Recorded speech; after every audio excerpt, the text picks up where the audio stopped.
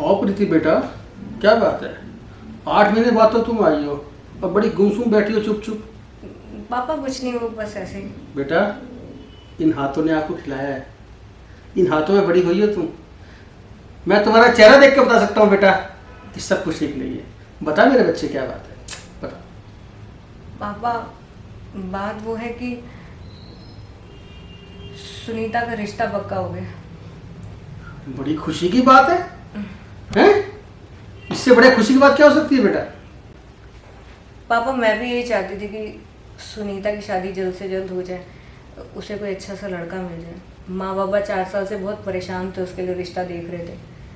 पर पापा, लड़का इंजीनियर है और पापा बहुत ऊंचे घराने का है। तो अच्छी बात है ना, इसमें आपको क्या दिक्कत है बेटा? बड़ी खुशी की बात है ये तो। पापा, मुझे कोई दिक्कत नहीं है। वो ऊंचे घराने के लोग हैं और वो माँ बाबा पे और हम सब पे प्रेशर डाल रहे हैं कि हम लोग उन्हें बहुत अच्छी शादी करके दें। और पापा दहेज की डिमांड कर रहे हैं, वो लग्जरी कार मांग रहे हैं। ये तो अच्छी बात नहीं है बेटा, फिर लड़का अच्छा नहीं है बेटा।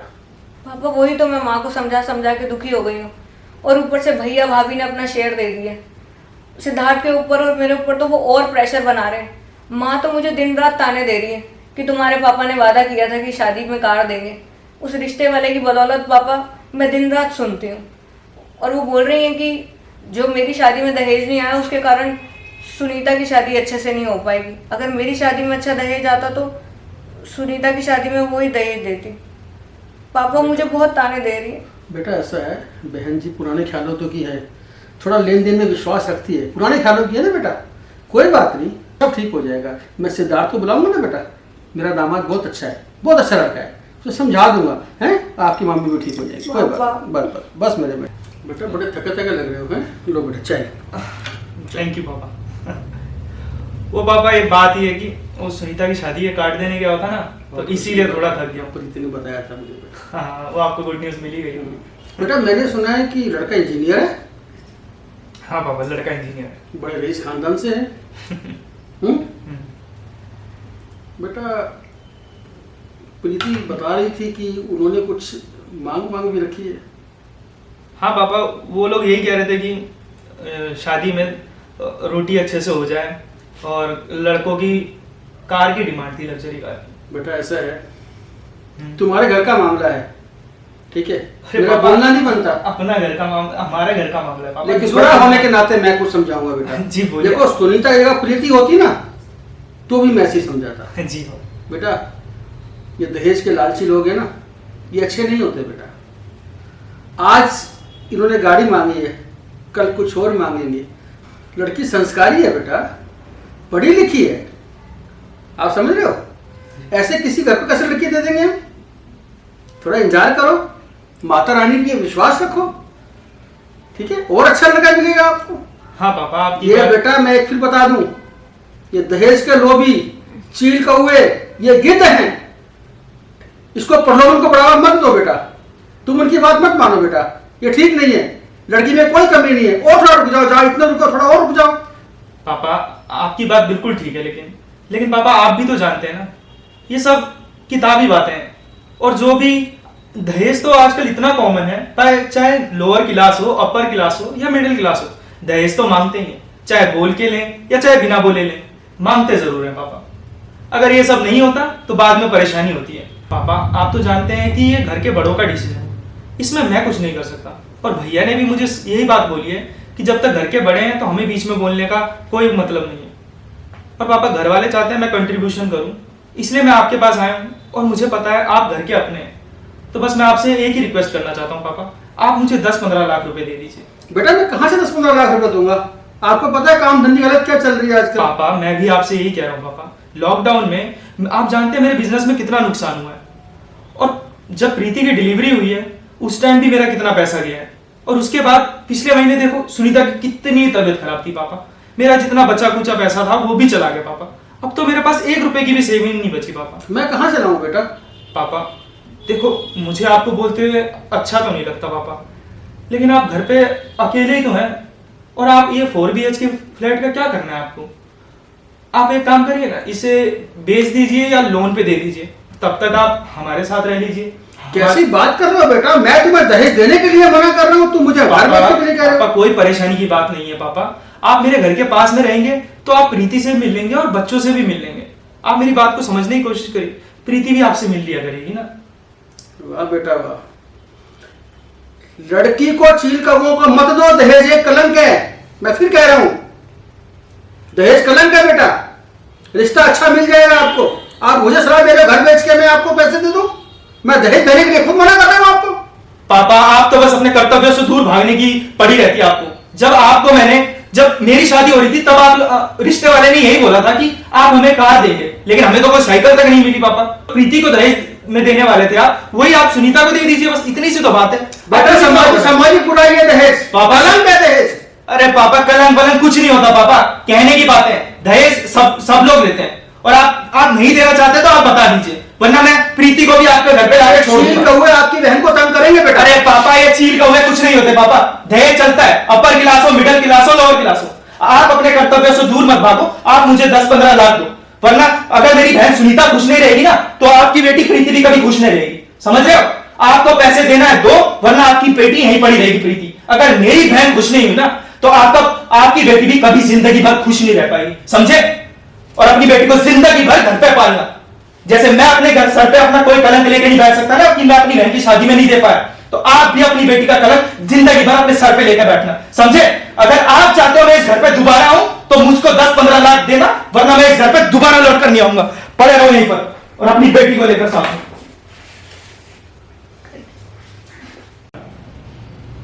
हाँ जी नागपाल जी। नहीं बात वो नहीं है, आप समझने की कोशिश करिए। देखिए इतना बड़ा मकान है, मैं अकेला क्या करूँगा? साफ सफाई में बड़ा टाइम लगता है, बड़ी दिक्कत होती है। कहीं किराए पे लेकर रह लूँगा, जो पैसा आएगा बच्चों को दे दूंगा, वैसे ही बच्चों के काम आएगा, वैसे ही बच्चों के काम आएगा। मेरे से सफाई से कोई नहीं होती ना, मैं इसको बेचना ही चाहता हूँ। हाँ बेचना ही चाहता हूँ। पापा एक मिनट दोबारा बात करता हूँ अभी थोड़ी देर में। आओ बेटा।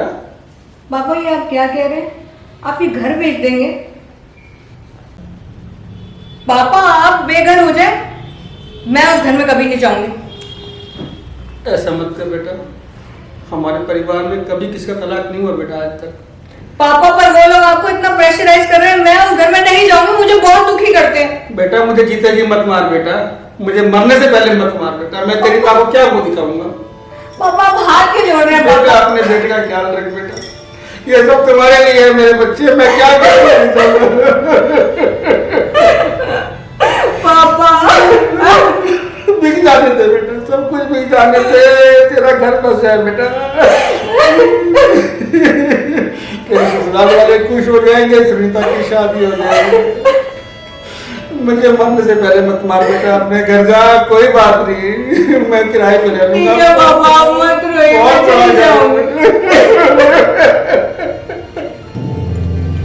प्रीति जी पापा। बेटा सिद्धार्थ लेने आ रहा है, ठीक है? जाकर तैयार हो जाओ। पापा नहीं, मैं उस घर में अब कभी नहीं जाऊंगी। मेरे बच्चे, बेटियां बाप को शर्मिंदा नहीं करती मेरे बेटे। पर पापा वो लोग बहुत लालची हैं, मुझे बहुत दुखी करते हैं पापा। बेटा मैंने पैसे का इंतजाम कर लिया है, और देखो एक बार सुनीता की शादी होगी ना मेरे बच्चे, सब ठीक हो जाएगा, सब खुश हो मैं आपको जाएंगे। बेघर करके कभी खुश नहीं रह सकती पापा, ऐसा? सुनीता भी खुश नहीं रहेगी। बेटा मेरी बात सुनो, देखो समाज के लोग कैसी कैसी बातें करते हैं। शादीशुदा बेटी घर में बैठी हुई है बेटा, है बेटा? बेटियां बाप को शर्मिंदा नहीं करती मेरे बच्चे। शाबाश मेरा राजा बेटा, है तेरा घर वही है बेटा, है? एक बार शादी सुनीता की हो जाएगी ना, मैं उनको समझा दूंगा, कोई कुछ नहीं कहेगा, सब पहले की तरह हो जाएगा बेटा। जा मेरे बेटे, शाबाश, जा मेरे बच्चे, शाबाश मेरा राजा बेटा, बहुत अच्छा बेटा, है? तैयार हो, शाबाश, कपड़े पैक करो, जाओ मेरे बच्चे, जाओ जी पापा। जाओ मेरे बच्चे।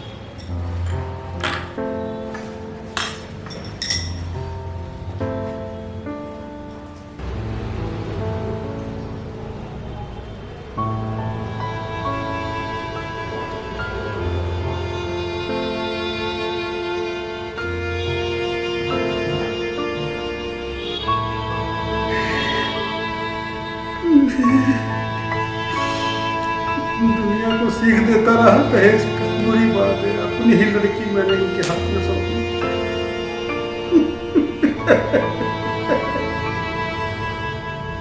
आपके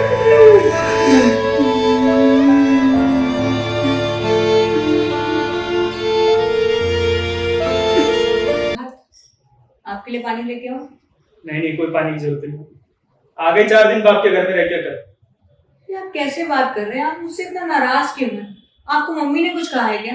तुम्हें अच्छा लगता है शादी करने के बाद बाप के घर में रहना? मैं कोई अपनी मर्जी से आई हूँ? हर बार आपकी मम्मी मुझे किसी न किसी बात के लिए घर में भेजती रहती है। कभी कहती है अपने पापा से ये ले आओ, कभी कहती है अपने पापा से वो ले आओ।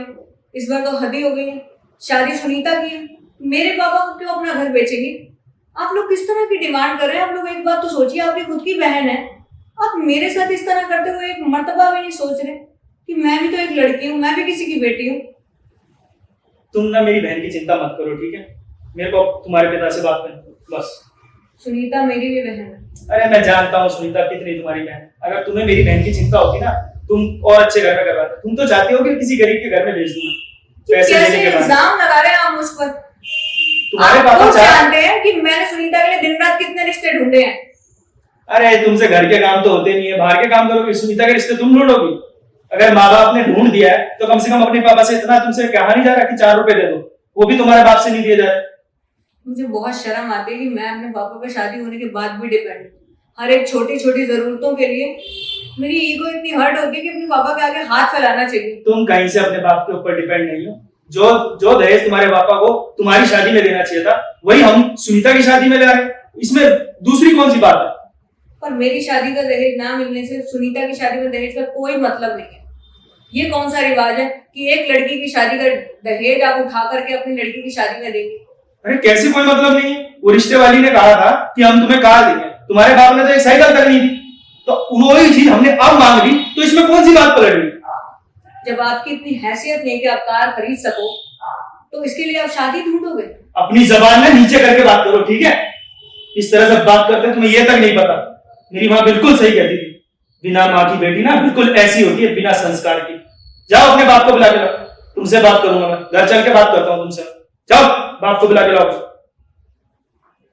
जाओ, मेरा शक्ल क्या देख रही हो? पर ये अपनी आंखें ना हमेशा नीचे रखा करो। जाओ बुला के लाओ, जाओ ना। सिद्धार्थ, अरे जी, अरे पापा जी आप आ गए। मैं तो कब से प्रीति को कह रहा था कि पापा को बुला लो। बैठिए बैठिए। जाओ बेटा पानी लेके आओ। जाओ पापा के लिए पानी ले आओ। जी पापा। कैसे हो पापा? हाँ बेटा, ठीक हो? पापा मैं बिल्कुल ठीक हूँ। आपके पैरों का दर्द कैसा है? सब ठीक है बेटा, सब हाल पूछ लिया आपने। ये लो। अरे पापा आपने पूरे कागजात ही दे दिए। चलो जो भी है मैं डीलर से बात कर पढ़ लो बेटा पहले। ये क्या मजाक है पापा? ये डिवोर्स के पेपर का क्या काम है? आवाज नीचे, आम नीचे। मजाक तो तुमने मेरे साथ किया आज तक। मेरी फूल सी बच्ची को तुमने जो तंग किया है ना, मैंने सब देखा है। वो एक डिमांड पूरी करती है, तुम दूसरी डिमांड मांगते हो। समझ रहे हो बात को? अरे मैं सब समझ रहा हूँ पापा जी, आप बस ये पेपरों की जगह मुझे दूसरे पेपर दीजिए। मैं तुम्हारे ऊपर इतनी धारा लगाऊंगा ना, तुम जिंदगी में याद रखोगे। और सुन लो, तुम्हारी बहन का घर तो बसे ना बसे, तुम्हारा तलाक जरूर होगा। वो दहेज मांगते हैं उससे। मैंने कितने प्यार से अपनी बच्ची को पाला है, माँ और बाप दोनों का प्यार दिया है, और तू एक पति नहीं बन सका उसके लिए। ये किस तरह से बात कर रहे हैं पापा जी? मैंने क्या कभी छोड़ दिया आपकी बेटी को? आवाज नीचे, अब नीचे। दहेज के लालची हो, चील करो। आज मैं खुद पछता रहा हूं, मैंने अपनी बेटी की घर में दे दी। तुम्हारी दहेज की मांग में पूरी नहीं होती, तुमने मेरा घर तक बिकवा ली सारी चीज। तो आपका तो धर्म है, करिए आप अपना पूरा काम। धर्म पूरा कर रहा हूं। इतनी धारा लगाऊंगा ना। नंबर 1 दहेज मांगना, नंबर 2 मानसिक उत्पीड़न, नंबर 3 घरेलू हिंसा। तुम्हें छोड़ूंगा नहीं मैं। याद करेगी दुनिया तुम्हें कि दहेज के लालचों के साथ मैंने क्या बर्ताव किया है। वो सब तो ठीक है पापा जी, मैं कोई मजाक नहीं कर रहा हूँ। प्रीति को सच में छोड़ के चला जाऊंगा। मैं तुम्हें धक्के मार के निकालूं जैसे पहले खुद हटाओ यहाँ से। पापा, पापा आप मुझे माफ कर देना। पापा मेरी वजह से आपकी बहुत बेइज्जती हो रही। बेटा माफी तो मुझे मांगनी चाहिए बेटा। मैंने तेरी सुख सुविधाओं का ख्याल रखते हुए भी उन भूखे भेड़ियों की जरूरतें पूरी करता रहा बेटा। नहीं पापा, मैं आपको कोई भी सुख नहीं दे सकी पापा। बेटा ऐसे नहीं कहते मेरे बच्चे, ऐसे नहीं कहते। तू मेरी ताकत है मेरे बच्चे, तू मेरी जान है मेरे बेटे, हैं? मैं तेरे को बचपन से गोद में खिलाया, ऐसे नहीं कहते बेटा। तूने मुझे इतनी बार उनकी शिकायतें करी बेटा, मैं नजरअंदाज करता रहा। अगर मैं पहले ही तेरी बात मान लेता तो भूखे दरिंदों के पास तुझे इतने दिन ना रहना पड़ता मेरे बच्चे। ऐसे पापा मैंने बहुत कोशिश करी पर वो मुझे बहुत तंग करते पापा। मत कर बेटा, मत बेटा मैं तेरे सारे समाज से लड़ जाऊंगा, इस दुनिया से लड़ जाऊंगा बेटा, समझे? और इन दहेज के लोभियों को ना ऐसा सजा दिलवाऊंगा बेटा। चिंता मत कर बेटा, हिम्मत रख मेरे बेटे, हिम्मत रख। देख तेरा बच्चा भी है बेटा, उसका भी ख्याल रखना है मेरे शाबाश राजा बेटा, बहुत अच्छा मेरा बेटा, चिंता मत कर बेटा, खुश है मेरे बेटे, खुश है। मैं सभी दर्शकों से ये आग्रह करना चाहता हूँ कि आप लोग ये समझें कि बेटियाँ बोझ नहीं होती, बेटियाँ दहेज का सामान नहीं होती। हमारे समाज में दहेज लेना और दहेज देना दोनों जुर्म है। देखिए दहेज लेना जुर्म है, लेकिन दहेज देना उससे भी बड़ा जुर्म है। बेटियाँ बोझ नहीं होती, बेटियाँ मान होती है अपने घर का, माँ बाप का मान होती है बेटियाँ। एक बात कहूँ, बेटा एक घर रोशन करता है, बेटी दो घर रोशन करती है, एक अपने माता पिता का और उसके बाद अपनी ससुराल का। मेरी आपसे प्रार्थना है, इस दहेज के दरिंदों को, इन लोभियों को अपनी बेटी, अपनी फूल सी बच्ची जिसे आप पढ़ाते हैं, लिखाते हैं, इतना बड़ा करते हैं, इनके हाथ में ऐसे नासों के इंतजार करें, उपयुक्त समय का इंतजार करें, उचित वर्ग का इंतजाम करें। बेटी की खुशी को नज़रअंदाज ना करें, उसकी हर छोटी छोटी बात को सुनने की कोशिश करें, उसके पास बैठे, उसको समझे साहब। ये देश के लिए बहुत गर्व की बात होगी। मेरी आप सबसे विनती है कि बेटियों को मान दे, सम्मान दे, दहेज का सामान ना बनाएं और इस दो घरों को रोशन करने वाले चिराग को दहेज के लोभियों के धुएं के तरह ना दबने दे, ना बुझने दे साहब। विनती है साहब। नमस्कार। क्या है?